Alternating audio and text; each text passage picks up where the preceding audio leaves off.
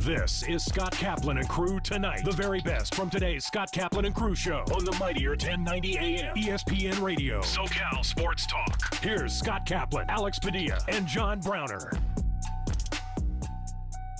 Hey, great friends. What's going on? Today is Tuesday. It is September 13th.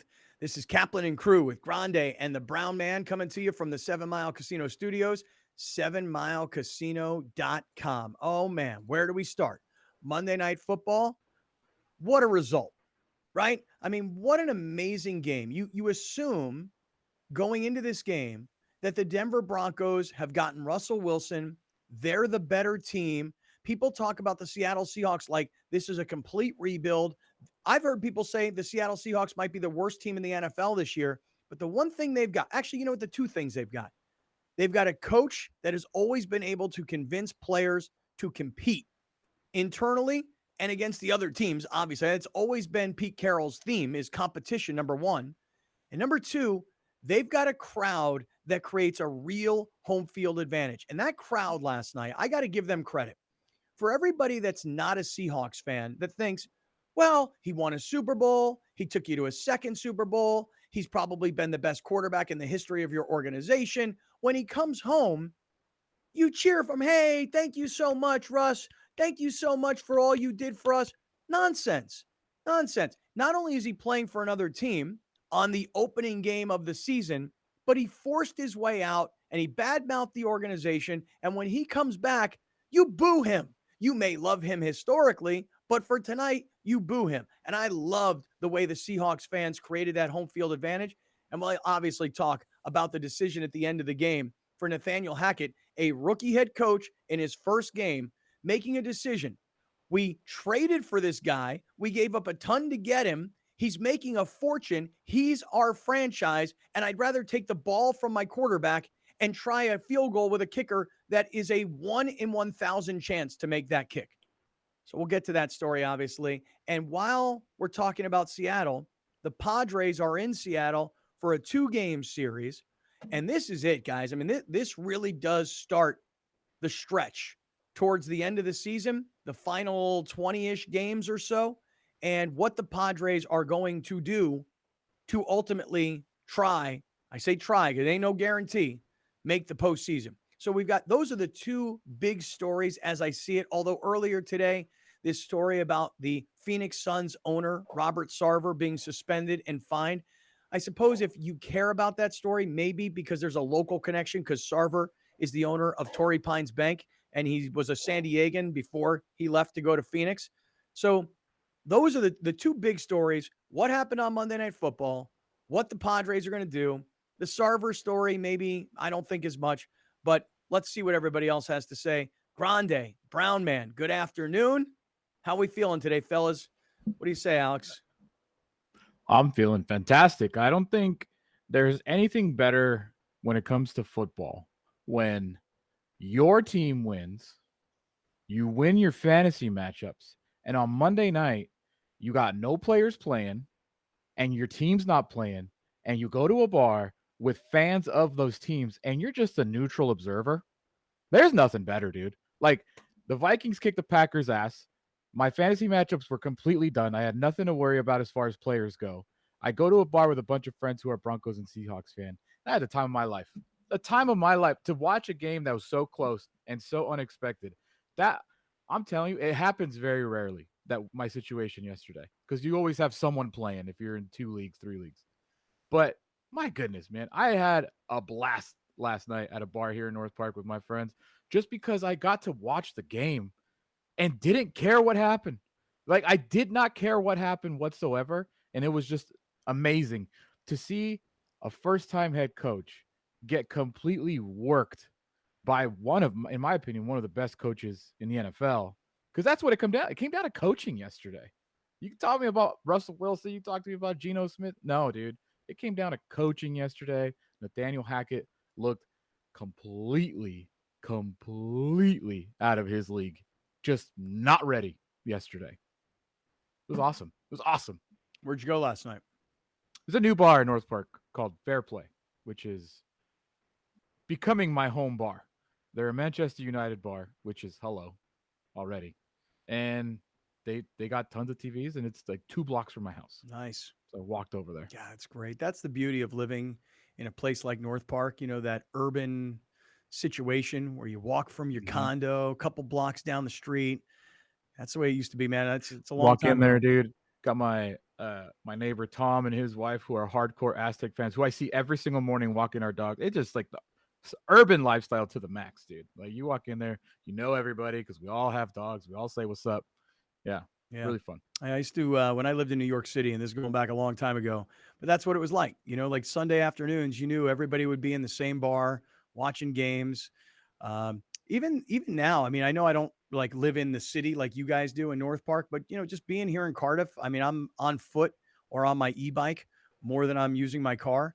And like my little local spot, Best Pizza and Brew down the hill, I mean, that's the place where I'll be. And you Padre game is on or NFL games are on. Yeah, it's kind of just your little local spot, man. That sounds really cool. How about you, Brown? What'd you think about last night? Oh, last night was a complete train wreck right up my alley. I loved it.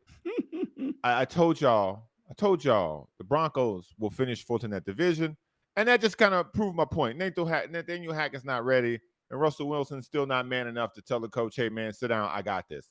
But I don't want to talk about that right now. Wait a second, you're not man enough. You heard what I said. I'm actually surprised because I thought, and I was kind of hoping, just for the drama side of it, kind of hoping that Russell Wilson was going to go to a post-game press conference last night and do to Nathaniel Hackett what he kind of was doing to Pete Carroll on the way out the door. Right. Like but I think that the smart move is, hey, it's his first game as the head coach. That's why I got it. And if I rip his ass publicly, man, I'm just creating all kinds of problems for the organization. They just gave me a $250 million check. I'm gonna shut my mouth. I'm good. No, I'm not gonna ruffle feathers week 1. That's why they're gonna finish last. You got to win that game again. I don't want to talk about that. Well, what I want to talk about is this. Just real quick. I was telling a story because I have no idea where you're going. I have all right. You just threw your hands up in the air. So go ahead. Whatever is on your mind. Whatever's on your mind that is so urgent, go for it. I'll wait. Go ahead. No, go ahead. This obviously means a lot to you. Whatever it is, go for it. Well, listen, the Robert Sarver situation. What is about Robert Sarver? If you're going to use the N-word in people's presence, black people, don't be shocked when they say it back to you. Who said it back to him? What'd you say? Who said it back? I mean, listen, dude, this is a story that's like I said earlier, so kind of like a little bit on my radar. I don't think it's like big news. I don't, but obviously it's bothering you. So why don't you set it up for us? It bothers me because I'm a massive fan of the NBA. And what they ran Donald Sterling out for is similar to what Robert Sarver has done. Sexual innuendo in racial undertones. Well, not undertones, just blatant racial statements. I've read the account. I read it. The 5 times that they're saying he used the N-word, which he shouldn't have, and he was told by people he shouldn't in the moment that he did it. But if you're going to use the word around a white person and they use it back towards you, you got no leg to stand on. What's that part of the story? I don't know that. Okay, part. Hold on. Can we slow this down? Because honestly, dude, here's the thing. The average person who's listening and watching our show watched Monday Night Football last night, and they're excited about the Padres tonight against Seattle. The average person is not going to be intimately knowledgeable about the details of this Sarver story, number one. And number two, they're not going to have the passion for it that you do. And I'm going to be honest. I'm a headline guy. Robert Sarver, suspended by the NBA for 1 year, fined $10 million. That is what I know of the story. You just said that Sarver used the N-word around white people, and you're saying that people then said it back to him or called him the N-word. You're telling me things I don't know. That's not what I said. I said if you're a black person, so let me explain to you the accounts that are accused Robert Sarver used the N-word, okay? There were 5 accounts in which he was around black people. One of them I will use as a team building exercise. They were standing in a circle with people from the organization, some coaches and some players. And one of the players said that the white guy on the team had some N-word in him. And so a black guy player yes, says that a white guy player has some yes, N-word in him. yes. Okay. And at the end, Robert Sarver repeated that, in which everybody took it the wrong. They got all tight about it and said, "Hey, man, you can't say that. You can't say that." And there was another example of when they played the Golden State Warriors, and the NBA had emphasized you cannot use the N-word. That will get you a technical. Some player from the Golden State Warriors repeatedly kept saying it. I'm assuming it's Draymond Green, because if you've heard him talk on the court, he then was repeating the word over and over, Robert Sarver, over and over and over and over again with Earl Watson, because Earl Watson has told this story to people who know Earl Watson. Who's Earl Watson? Earl Watson was a head coach for the Phoenix Suns. He was fired because he couldn't get along with Robert Sarver. Follow me? So the player for the Warriors used the N-word. Yeah, a lot. And then Sarver used the N-word to the black coach in frustration that the referees were not giving him a technical, because this was just emphasized to start the season. And I remember this, that you cannot use the N-word on the court, period. So the white owner says to the black coach, "Hey, that guy is using the N-word," and he's saying the N-word repeatedly. I'm going to say it, Draymond Green. Draymond Green is on the court going N-word, N-word, N-word, N-word, N-word. That's how it's reported in the report. And he was telling this to the coach at the time, which was Earl Watson. And Earl Watson like, "Yo, what are you doing?" And there was another person in the room who said the same thing. You can't say that. And so that was one of the accounts that they used. My point in this is more of a cultural thing. I don't use the word. I don't use it around black people. I don't use it around white people. I don't use it around anybody, because you shouldn't be saying it. You're saying you don't. I don't. I don't. Black people all the time are like, "Oh, we should be able to say the word." No one should say. If you don't want the word used, don't say it. Preach. Preach. Now to white people who say it, be careful who you say it around, because that could get the knot upside your head. But me, I don't like it. I don't use it because I don't want the word used around me. But if you are going to talk like these people are talking, you cannot be mad when the man is repeating what you said, because you said it. Listen, I'm so glad you're saying this, because honestly, Scott wants to wrap along, man. I'm with Browner. I'm with if Black America is so offended when white America uses this word, stop using it. I would just argue to Black America, stop using the word. And I've always said this: don't use it in rap music, don't use it in movies. It desensitizes the word. And I've had this argument happen so many times where black people hear me say this and they get pissed. Like, "No, man, it's our word. We can use it. You can't." And I'm like, yeah, okay. So you're going to perpetuate a word that you don't want other people to use because it's your word and therefore you can use it. Listen, I've said it a million times. My kids all listen to hip hop music. That word is in those songs. What are they supposed to just be, beating along? Oh, yeah. And then that word comes up and it's a lyric in a song. Oh, I can't use the lyric. I can't use the lyric. I just feel like if that song, if that word is. I mean, it's not that hard. That's my only thing. It's really not that hard to not say for everybody. Like, it's 2022. Like, it hasn't been acceptable basically my whole life, if ever. And we're still like, I'm not telling Browner how to feel. I'm not telling anybody how to feel. My personal opinion is, you're not supposed to say it. Just don't say it. It's not that hard. Why do we keep having this argument about, like, if you use it, then I can use it. If it's in rap songs, then I can say it. Why are you desensitizing it? Dude, just don't say it. It's not that hard. It's not even that attractive to say. Like, I don't understand the appeal of wanting to say the word that we all know you're not supposed to say. Okay, like, so I have a question. Ridiculous so there was this rapper. I've never heard of the guy who is Ludacris. No. He was like PB&J or something. P&B Rock. Yes. Okay, I don't know who PNB Rock is. Okay, and did I read this story that he was shot and killed In a Roscoe's. At a Roscoe's. Yeah, and was this like a gang thing, or was this like a random act of violence? Does anybody know the story? I do not know. I do not know the story. Okay, I don't either. But you guys remember the guy who used to work for the show back in the day? We talk about how now we're on to like our over 500th episode of the show. All's well that end well. Well. Have you guys seen the video that Well put on his Instagram and his TikTok?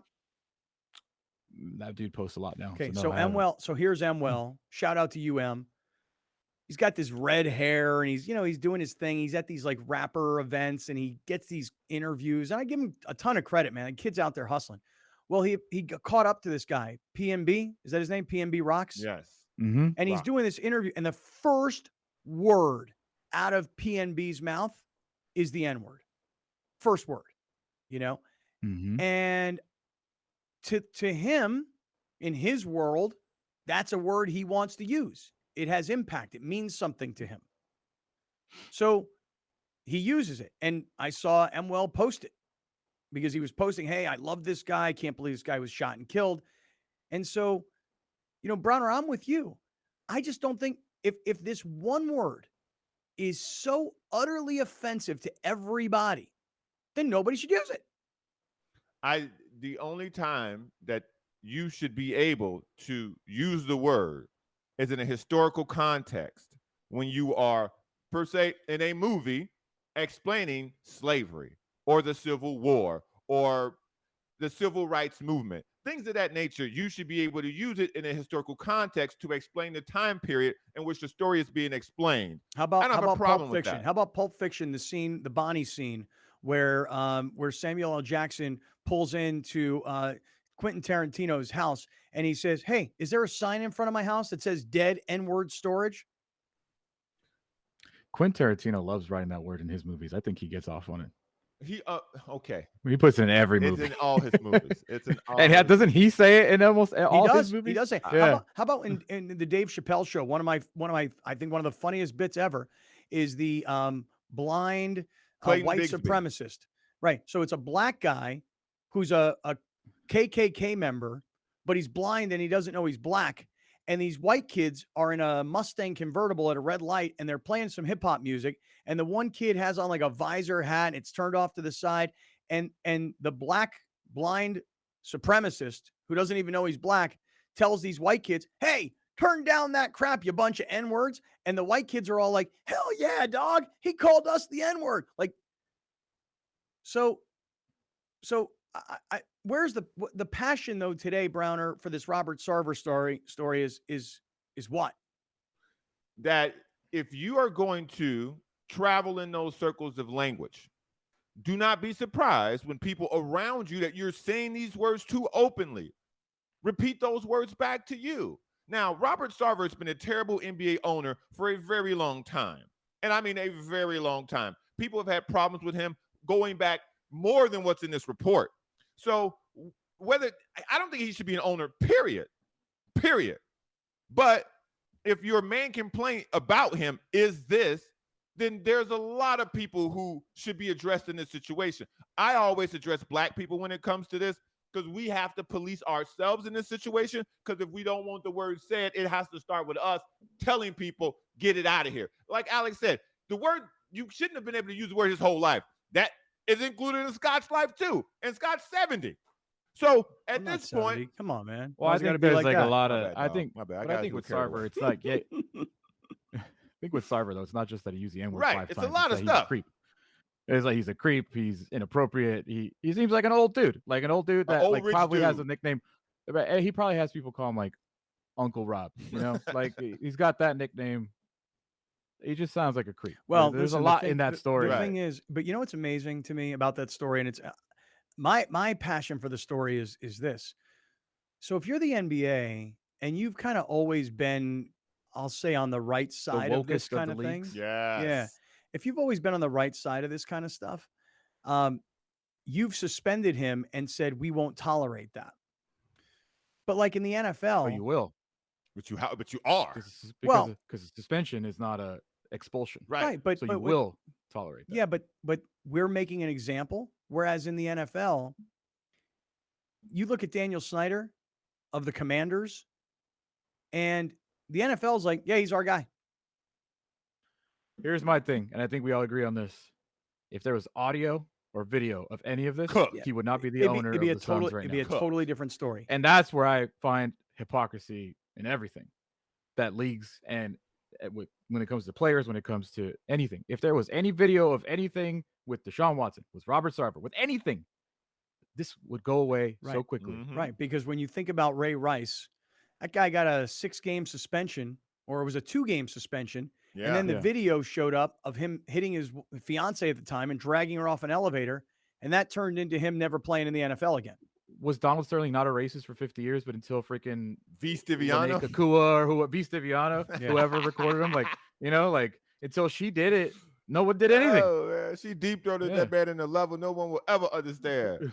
All right, so Browner, how you feeling? You feel better now? Yeah, man. I'm good, cool. Bro. I just don't like that. All right, good. Let's get on to it. What happened last night in Seattle? And then it sucks. And what's going to happen tonight in Seattle, and how it all applies to us here locally? Stick around. We're in the 7 Mile Casino Studios. This is Kaplan and Crew with Grande and the Brown Man. We'll be right back with more of Scott Kaplan and Crew tonight. The very best from today's Scott Kaplan and Crew show on the mightier 1090 AM ESPN Radio. SoCal Sports Talk. You're watching Kaplan and Crew tonight, powered by the mightier 1090 AM ESPN Radio and Your View, featuring the best sports talk in SoCal.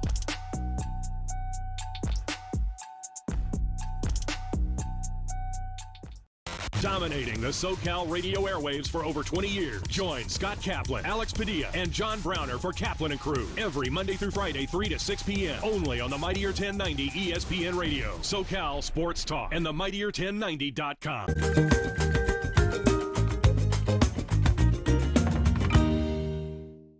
Let's welcome back to Main Street Living tax attorney Adam Brewer. Adam, thanks so much for joining us again. Yeah, thanks for having me back. Now, it might seem weird that we're having you on because it's not necessarily tax season right now, but what are some things that viewers can do to get ahead of next tax season? Yeah, you're right. I apologize. I think most people would prefer to just forget about taxes for the summer, but yeah, if you have some downtime, always a good opportunity to kind of get ahead for next season. So really what I'm preaching is, just become more knowledgeable about your taxes. Everyone come tax season can benefit from having a little more knowledge and just being a little bit less stressed about the whole process of getting their taxes filed and getting them paid. All this information is available online, but it's really a mess. So it just gets back to my first point, just start with your own taxes. And then if you need to dig in on one or two issues, it's just a Google search away. Gotcha. Google search away. Now, let's just say someone is interested, like Danielle is interested in becoming more knowledgeable about her taxes. Like, how should someone like her get started? Yeah. So Danielle, you're interested. You should start with, your last year's tax return. So I'd say get out your last year's return. Form 1040 is, going to be the first page there. And really look and see what lines are populated. And then, make sure you understand those roles. So if you have dividend income and you see, what's a qualified dividend, go in and figure it out. Likewise, if you see anything that's missing. So, a lot of taxpayers now are paying a ton in student loan interest. And then they look at their tax return and they go like, well, that's limited to $2,500. That would be a role that you'd want to dig in and really figure out how it impacts your actual tax return. When in doubt, save for retirement. It's either, for most taxpayers, it's either going to save you money today, tax-wise, or it's going to help you reduce your tax burden in the future. Awesome. So important. Thank you. Thank you so much, Adam. We appreciate you. Yeah, thank you.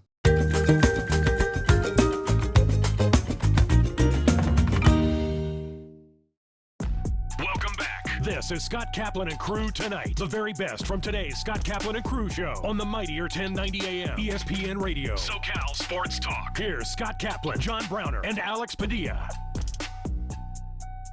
All right, great friends. It's Tuesday. It is September 13th. We're in the 7 Mile Casino Studios here on Kaplan and Crew.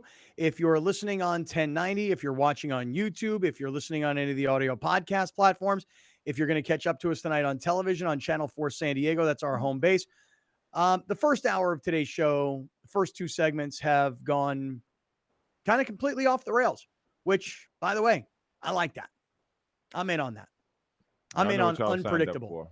Yeah, you do know what you signed up for. What you signed up for is you have no idea what's coming at you. You think that we're going to do what everybody else in America is doing. We're going to come out strong. We're going to have a whole big discussion about Monday Night Football. And so far, it's been Robert Sarver and Browner being pissed off about that situation. It's been the royal monarchy and the queen dying because Alex is upset how that impacts his soccer life.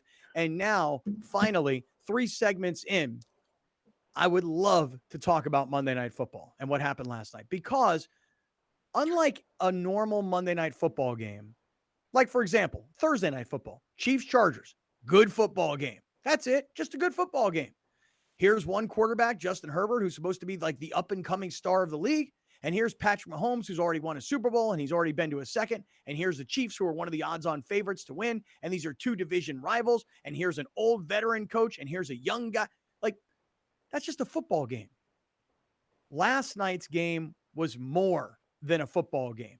If Baker Mayfield was right by saying that the Carolina-Cleveland game on Sunday was built up like the Super Bowl, this is built up like the ultimate Super Bowl.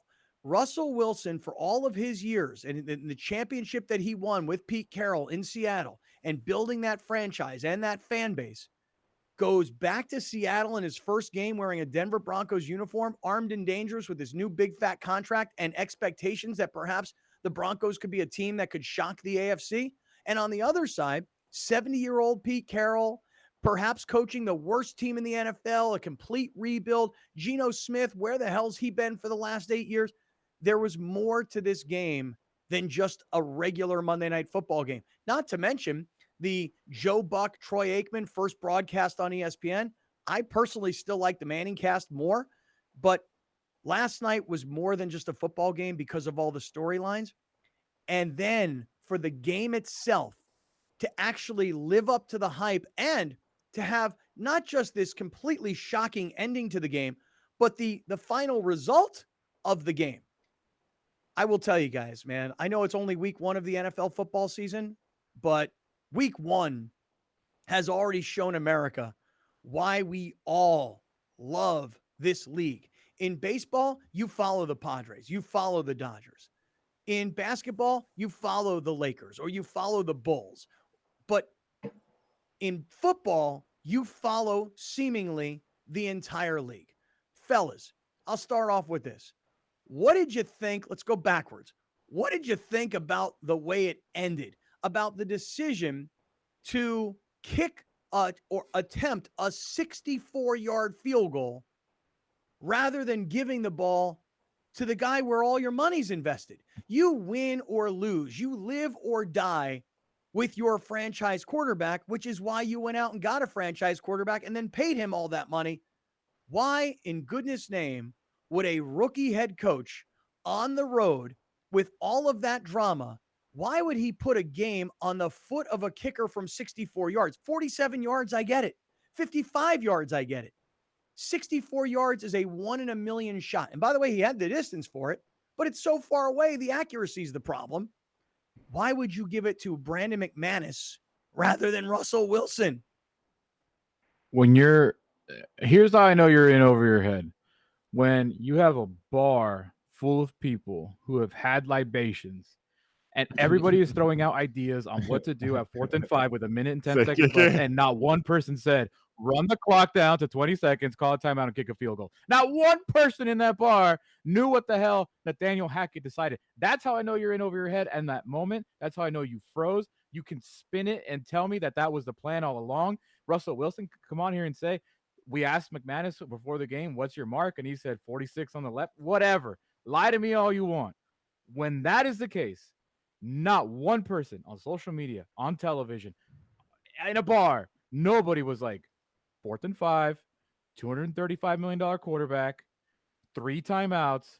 Let's run the clock down to 20 seconds, call a timeout, and kick the 64-yard field goal for the win. Nobody thought that. That's never the right call. It will never be the right call. I don't care who your kicker is. Russell Wilson is a choker. So therefore, I think this is on Russell Wilson. Now, was it a horrible coaching decision? Absolutely. But if you're Russell Wilson, if you're a guy who's been to the Super Bowl multiple times, you're in your old home stadium, the pressure of this building should be nothing to you. With 1 minute left, because I think that's where most of the conversation should exist. With 1 minute left, you're Russell Wilson. Bronco County, let's ride. You Russell Wilson. $250,000. You Russell Wilson. Let Russ cook. $250 million. Let him cook. Let him cook. $250 million, that's $250 million. Let him cook. This is what we heard in Seattle. This is why he didn't want to be in Seattle. Oh, they don't want to let Russ cook. They don't want to let Russ cook. During the game, then they'll say, oh, Russ is starting to cook. There's a slogan called Let Russ Cook. It's a minute left, bro. 4th and 5. Do your thing, player. You score. You scramble. You mean to tell me you can't get, not Russell Wilson, you can't get 5 yards? How about Russell Wilson just making a decision like, I don't care. I'm Russell Wilson. I'm the quarterback. I'm driving. I'm calling a timeout. I don't need you to tell me in my helmet to call a timeout. Right. Did anybody else ever think like, hey, 4th and 5, minute 5 left, let's hurry up. If we don't convert the 4th down, we still have 3 timeouts. We could still get the ball back and we could still try and do something there. That's what I was thinking. And I'm not telling you I was right, but what I'm thinking is you have 3 timeouts. It's 4th and 5, a minute and 5 left. Get the ball up, hurry up, hike it, run a play. You only need 5 yards. You got all these receivers, all these running backs that catch the ball. And then if you don't get it, you have 3 timeouts in your back pocket. But you know what's funny about this is I wonder how many people left the game after the kick was missed, and the assumption obviously was that the Seahawks were going to win. Maybe there was like 12 seconds left, 13 seconds left in the game, and they called the Broncos 2 timeouts. That started a fight. Dude, they called 2 times. Like, hey, Nathaniel. It's over, fam. You know, a little late now. Yeah, and I mean, listen, it's hard to believe. Is there a record that keeps track of how many timeouts coaches leave games with? Maybe he didn't want to, put that on his record, like left the game with 2 timeouts. For a person with that much coaching in their history, I find it very difficult to believe that he's going to be good with clock management after this. There's some things about certain coaches where you're just not good at them. Like Andy Reid, by the way, is not good at clock management. He's great at everything else. Clock management, even now, people are like, what is he doing? I don't think Nathaniel Hackett will ever be good at clock management because that was egregious. Well, look, if we just pump the brakes for a second. Pump them. It is the kid's first game as a head coach in the NFL. It ain't his first game coaching. No, but it's his first game as the head coach in the NFL. And I would say that if you're going to learn something, it's, hey, I have to rely on my assistant coaches to work with me in game. Because if you really go back to this, what I was loving was Peyton Manning. If you were watching the Manning cast, Peyton Manning is like standing up. He's pulling his hair out of his head. He's like, what are you doing? I'm surprised Russell Wilson himself didn't look at the clock, know the circumstances, and go, timeout. I got to call a timeout. We got to discuss this. How about Russell Wilson save his coach? How about that? Because Russell Wilson's been in this situation. The head coach, if you want to tell me it's the first time head coach, first time because he's coordinating 2. So he's got 2 jobs. He's juggling a lot. Russell Wilson's been in this situation a ton of times. He's got the second most come from behind wins other than Matt Stafford. So he's been in this position a ton of times. How about you take the wheel, bro? It's our guy's first time. He over here choking like a dog. You got it. I think I saw a stat earlier today, and I wish I could find it. Choking like a dog. I think I saw a stat earlier. I think ESPN put up a stat. I'm trying to find it right now. Earlier today, where they showed Russell Wilson's like career 4th down conversion rate versus the likelihood of making a 64-yard field goal. That was bad. I mean, look, here's the thing. You have 3 timeouts. Why would you not call a timeout and discuss with the whole team, here's what our game plan is on 4th and 5? Now, most teams go into a game already saying, if it gets to 4th and 5 in this circumstance, this is the play we run. To think they looked unprepared for the moment, you know? And I'm just surprised that Nathaniel Hackett would put the game on the foot of his kicker, as great as he has been in his career, versus, look, if I'm the owner of the Broncos, here's what I'm saying. dude, we just paid this guy $250 million. That's the go-to guy. We win with him, we lose with him. Yes. Okay. You don't try a 64-yard field goal unless it's the Super Bowl and there's only 1 second left. Exactly. Even in the Super Bowl, I might try a Hail Mary and go for the pass interference rather than a 64-yard field goal. I don't know where they get these stats, but it's a 19% chance of making that kick. And I think that's very Yeah, high. because on ESPN this morning, they said the 64, up to 64 yards, that people were 2 for like 80 something or 2 for. Wouldn't that would have been the record? It would have been the second longest field goal because Tucker has the longest one, and this would have been the second longest one. Wasn't the Tucker one last year when Baltimore, when he I don't remember how far it was, maybe like 67 yards, maybe? It was 60, yeah. Okay, and it hit the crossbar and it bounced over, right? I know it went in. I don't know how, but I know it went in. He pretty much like took steps like he was going to kick the ball off rather than kick a field goal. Listen, here's the thing. And I was listening to part of this on the radio, and I was listening to Kurt Warner and Kevin Harlan last night. I had to go pick up my daughter at school. And this is like freaking 8:15 at night. This is another one of these times where I have to complain. Bro. This is another one of these times where I got to complain that I got 3 kids off to college and one still in high school that doesn't drive, and field hockey practice ends at 8:15 and I got to go pick her up. And by the way, here's another complaint. If you say that the practice ends at 8:15, I want that kid in the car at 8:17, not 8:35. I'm getting ready to be one of those parents who starts to email now the parent liaison and say, "Hey, parent liaison, is practice 6:15 to 8:15 or is practice 6:15 to 8:30? Because this is JV girls field hockey. This is not big business.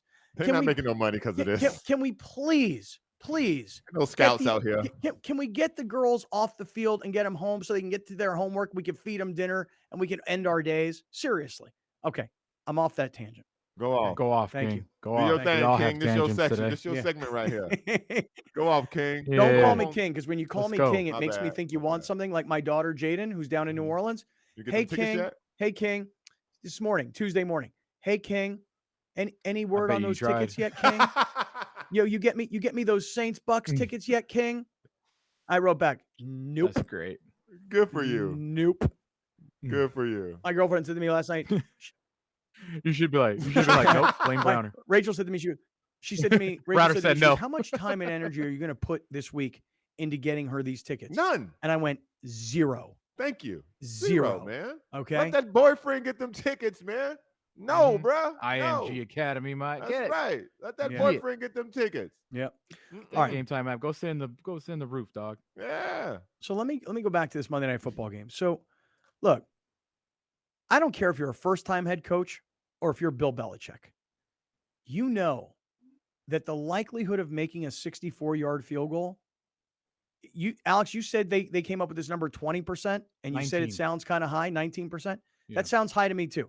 Because if you Very look high. back historically in at the NFL, I think you maybe even had the number. The number of field goals attempted in the history of the NFL that are 60 yards plus, let's call the number 100. And there are probably 4 or 5 field goals in the history of the league that have been achieved at over 60 yards. Now, look, the guys are better and stronger than ever before. You got a guy making a 59-yarder in the first quarter of a game this weekend. You got a guy making a 58-yarder to win a game. You got a guy hitting a crossbar on a 55-yard. I mean, it used to be back in the day, 52 yards, that was kind of it. Anything beyond the 35-yard line, we're punting. Now, 52, 55, 57, 59, they try them. They will try them now because guys can do it. 1970. Yeah, he's about to read the same down. Yeah. Since the NFL AFL merger, only 25 field goals of 60 yards have been 25 have been made of over 60. And Over how many have 60 been yards. attempted? Yeah.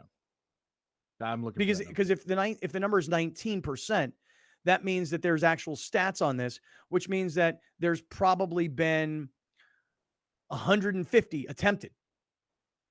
So think about that. The numbers are so small. I have a 19% chance of making this field goal. What is my percentage of opportunity that Russell Wilson is going to pick up a first down on 4th and 5? A lot higher. I think the numbers were 57%, that in his career from 4th and 5, he was 57%. It's a minute 3 in the game. There's a minute. Looks like actually, I think I read that wrong. It's 25 attempted and I'm reading 16 made. That I find that hard to believe. I find So that here are the top 10. Steven Gwiatkowski, 62.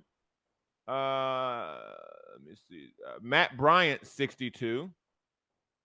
Brett Maher against the Cowboys, 63 at Don't Jerry know who he World. is. Don't know. Graham Gano, 63. David Akers, 63. Sebastian Janikowski, 63. But Jason by the way, Needham. most of these kickers, these are end of the first half. Oh, yeah. Only a couple of to win the game. Yeah.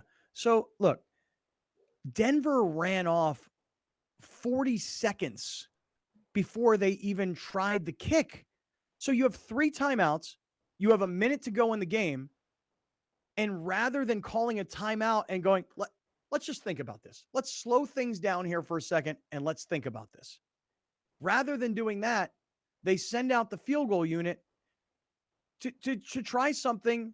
Here's a note on ESPN. Kickers are 2 for 41 on field goals of 64 plus yards since 1960. Yeah. Russell Wilson converted 57% of his fourth downs in his career between 4 and 6 yards. Brandon McManus, 1 of 8 in his career on field goals of 60 plus, and his longest was 61. And you have to know them. Where was that kick? Was it in Denver? Presumably so. Look, he's got the distance, but the likelihood of being able to make this kick, I'm telling you, 19% is pretty generous. But that's not the problem. The problem is you needed a franchise quarterback. You gave up a ton to get him. You gave him a fortune. We live and die with that guy. We don't live and die with our kicker. And believe me, as a former kicker and a father of a kicker, I'm all for the kicker getting the glory. But the likelihood of making that kick, if it's 47 yards, no problem. If it's 52 yards, no problem. 64 yards, big problem. Also, let's like really, really blame Russell Wilson here for a second. I already did. Even though he doesn't get all the blame. You lost to Geno Smith, first of all. And then secondly, that red zone goal line offense that they ran out there yesterday was the worst. The worst. I won't even say play calling. That was the worst offense I've ever seen inside 10 yards. They had no idea what to run. Either nobody was open or Russ didn't want to throw a Malcolm Butler pick again. And then the fumbles at the goal line. It was a disaster. They moved the ball all game long and coughed it up at the goal line twice. Got 3 points for being in the red zone 4 times.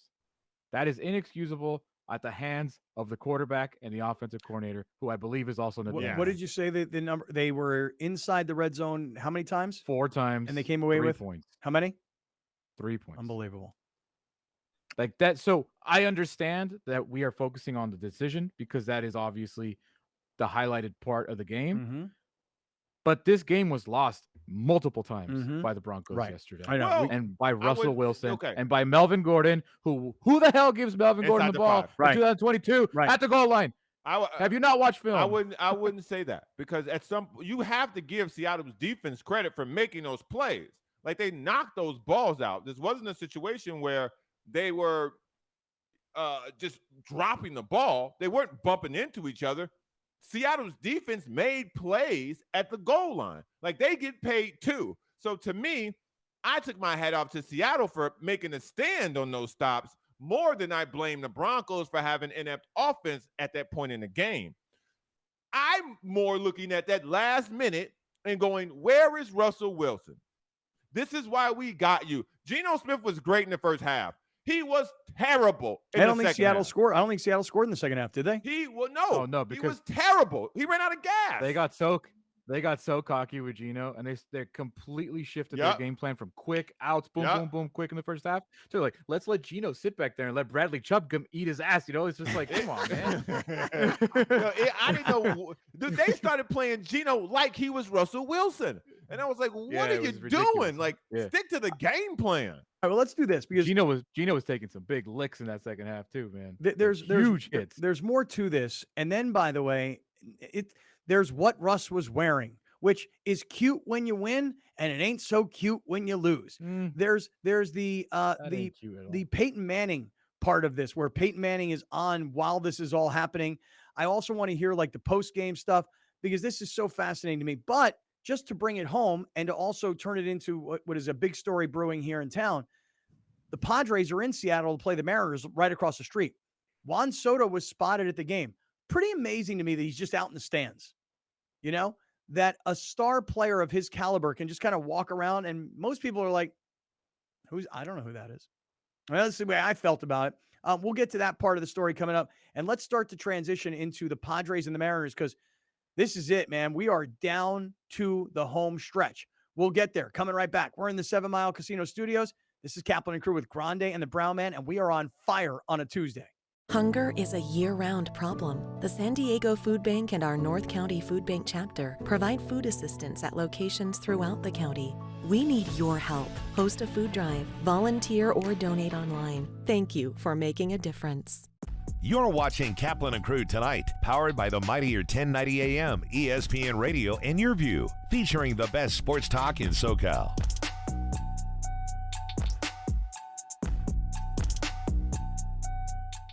The Rich Eisen Show airs Monday through Friday from 9 a.m. to 12 noon. An engaging blend of insightful football expertise with an offbeat mix of humor and pop culture while continuing to attract the most recognizable names in sports and entertainment. Only on the mightier 1090 ESPN Radio, SoCal Sports Talk.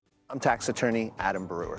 If you have a serious tax problem with the IRS or state of California, then you don't need a tax relief company, you need a tax attorney. Call or visit my website to schedule your free tax evaluation.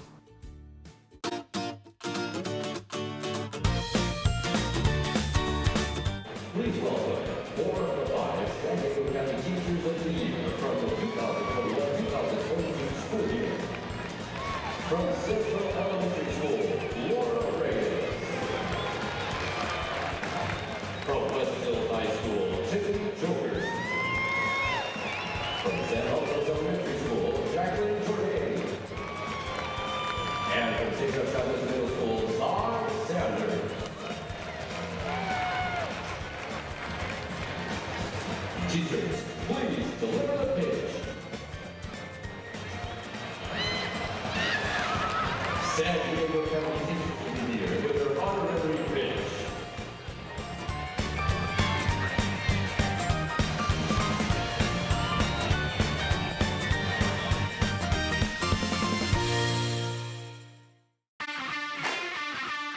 The 2022 San Diego Loyal season continues. Live on Your View and YourView.com. Watch the San Diego Loyal host the Phoenix Rising FC Saturday, September 17th at 7 p.m.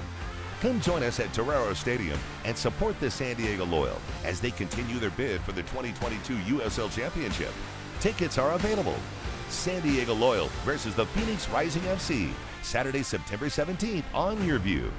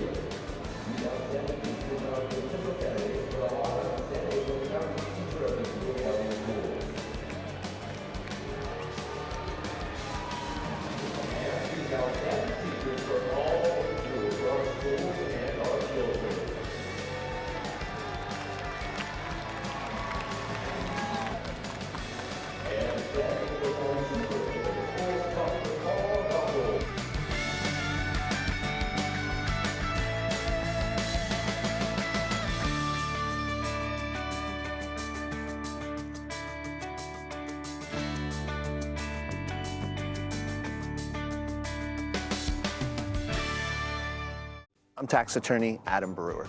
If you have a serious tax problem with the IRS or state of California, then you don't need a tax relief company, you need a tax attorney. Call or visit my website to schedule your free tax evaluation. Listen to the Mike Greenberg Show, 7 to 9 a.m. Pacific, Monday through Friday. Greeny brings his unmatched depth of sports knowledge, fun, and entertainment back to ESPN on a daily basis. The mightier 1090 ESPN Radio, SoCal Sports Talk, and the mightier 1090.com. Here's Kaplan and Crew tonight's 60-second timeout with Haley Stasiak.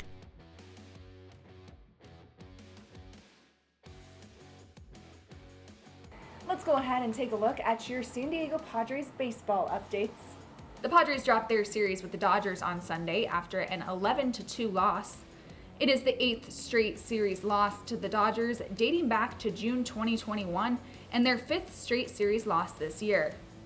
On Friday, the Padres won a 10-inning thriller thanks to a walk-off single by Jake Cronenworth. But the Dodgers responded with back-to-back wins to take the series, getting the win 8-4 on Saturday and Sunday's finale. In the wild card race, the Brewers won on Sunday, which means the Padres only hold a 2-game lead in the National League wild card race. San Diego has a 2-game set against Seattle this week before heading to the desert to take on Arizona. That's your 60-second timeout. Now back to more Kaplan and Crew Tonight. Kaplan and Crew Tonight's 60-second timeout is presented by YourView.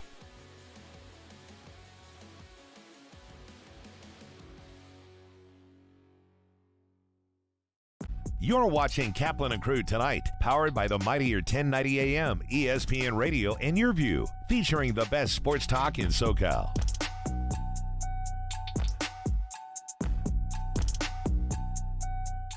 Hunger is a year-round problem. The San Diego Food Bank and our North County Food Bank chapter provide food assistance at locations throughout the county. We need your help. Host a food drive, volunteer, or donate online. Thank you for making a difference. San Diego Varicose Vein Treatment Center, we take care of all various needs of patients for management of their venous insufficiency. People who come here are mainly concerned about symptoms that brings them on or issues related to cosmetic concern that we can always take care of. Now with the advancement of technology and so many catheter-based treatments, we can treat our patients much more quickly, much more comfortably, with less downtime. Patients love the result invariably. It's been a huge impact in my life to feel better, to be able to power walk again. Overall, I'm just feeling like I used to feel when I was a lot younger, and I'm so grateful for this place. It's a privilege to take care of our patients. It comes from the heart, and I love it.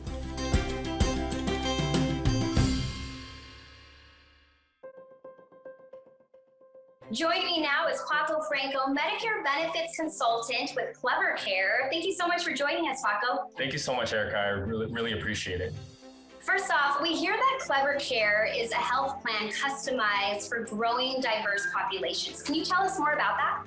Yeah, absolutely. One of the most distinct differences of Clever Care is that we combine the principles of Eastern and Western medicine to our approach of healthcare. You know, we believe in the complete well-being of our members and believe that wellness should be affordable. Anybody who's eligible for Medicare can join Clever Care Medicare Advantage HMO plan. We also have another enrollment period coming up called the annual enrollment period. This is the most popular one, which takes place from October 15th to December 7th. And during this time, you can sign up for a new plan, you can switch plans, you can leave a plan, or simply just return to your original Medicare.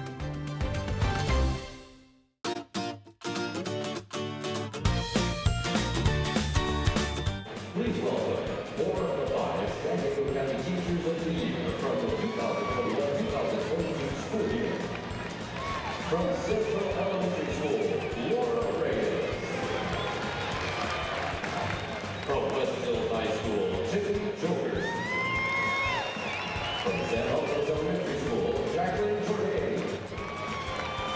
And from St. Joe Chavez Middle School, Todd Sanders. Teachers, please deliver the pitch. San Diego County Teachers of the Year with their honorary pitch.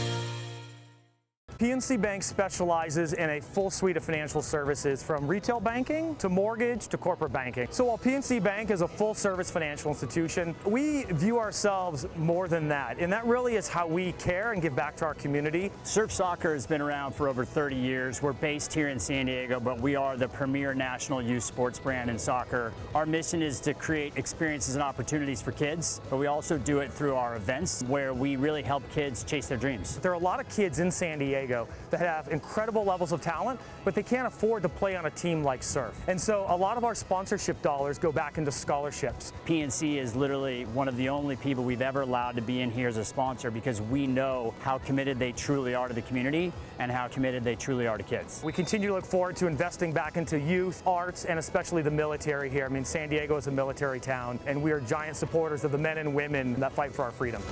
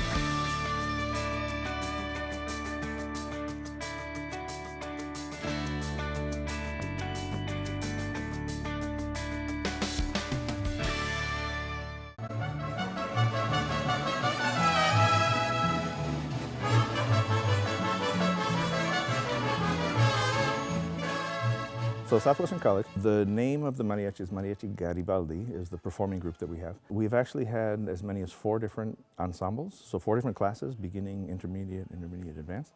And the advanced group is outstanding.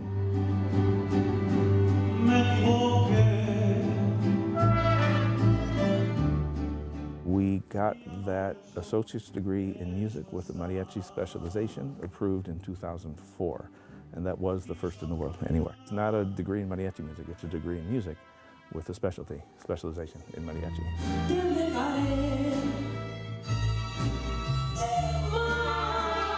The ensemble is great. I mean, it ranges anywhere from 30 to 50, sometimes 60 members every semester. It's fantastic. Locally owned and operated, not some bland, uninspired, corporate, cookie-cutter radio station crap. We simply say to those stations, Q. The mightier 1090 ESPN Radio, SoCal Sports Talk. Hunger is a year-round problem. The San Diego Food Bank and our North County Food Bank chapter provide food assistance at locations throughout the county.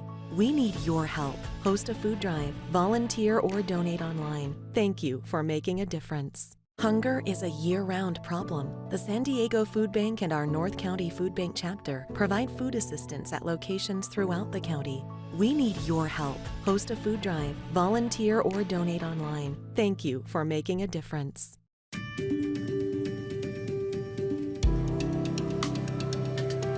Home of Guiding Hands helps San Diego community in that we're a resource for families. A lot of times when families first identify that their child, their loved one, might have an intellectual or developmental disabilities, they don't know where to go. They don't know what to do. And we're here to help guide people through that process, to show them what a thriving life their loved one can have. It's a passion I share, having a daughter with a disability. I really love the place that I live at. Because of Home of Guiding Hands, I was able to move out of my parents' house and into a beautiful home that I love living in. And so if you have an independent living service coordinator, they will help you learn more about being independent, and they help guide you through different things. They've helped me with lots of encouragement and love. They've also given me an ILS worker who is an amazing person, and I love her so much. She's great. I could tell you the first, I think, week or so, I wasn't feeling very confident in myself. The first couple of nights I was like, oh, this is scary.